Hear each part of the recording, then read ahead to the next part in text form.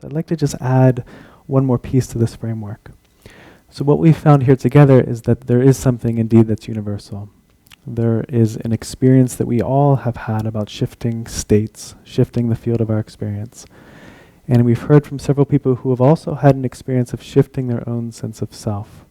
As Dave was describing, there's a deconstruction that happens. And in that deconstruction, we actually realize that all those senses of self that we were holding on to actually are more like phantoms. They dissolve.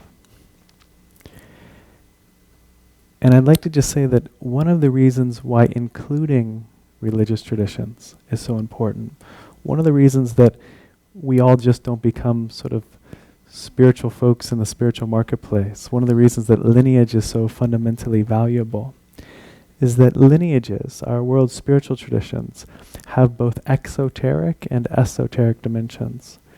That means that lineages have both the exoteric dimension, meaning the ways in which we all interact with the tradition on a more superficial level, belief-based, ritually based.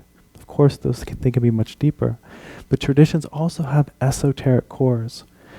Esoteric meaning more secretive, more experientially based. And one of the things that I've tried to do in all of my books, and in particular in the two books that we're focusing on tonight, Streams of Wisdom and Evolution's Ally, is to say that these esoteric aspects of tradition clearly articulate practices that help one move through these deeper layers of awareness to authentic awakening.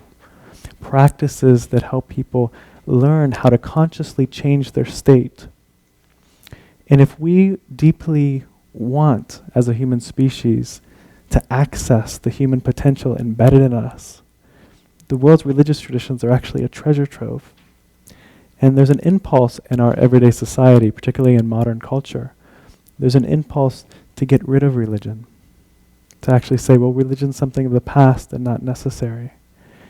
One of the impulses in writing these books was to say, there's actually something fundamentally beautiful, fundamentally infinite at the core of our religious traditions.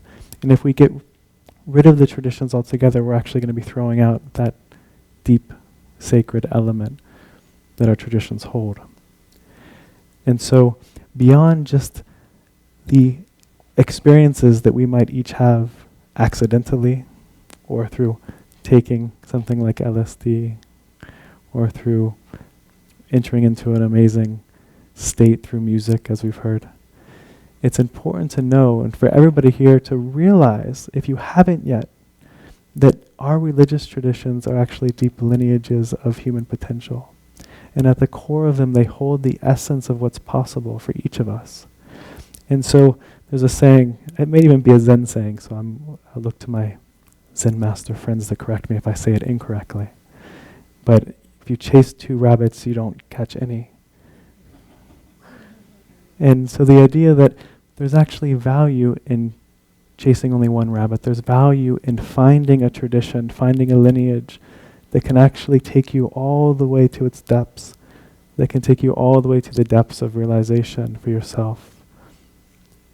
And the intention for writing this book comes from a deep intention that I have to create more accessibility for all beings to find ways into deeper realization about ultimate reality.